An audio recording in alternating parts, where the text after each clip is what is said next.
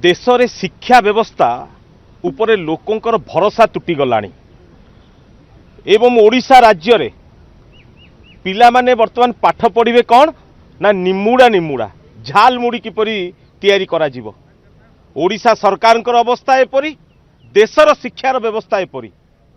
तेणु गत काली जो भली भावे अमानुषिक भावे अत्याचार करा जायछि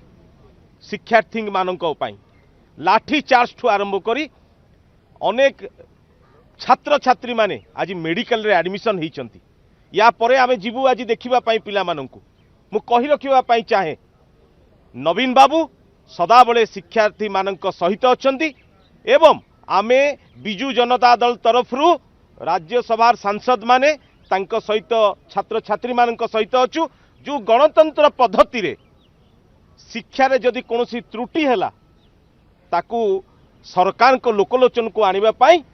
अधिकार जो अच्छी शिक्षार्थी विद्यार्थी मानक पाई जी प्रोटेस्ट करिवो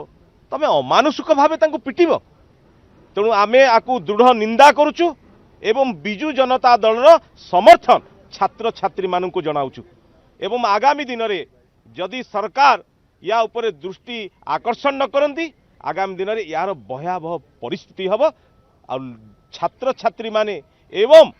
देशर समस्त नागरिक माने उचित जवाब देवे।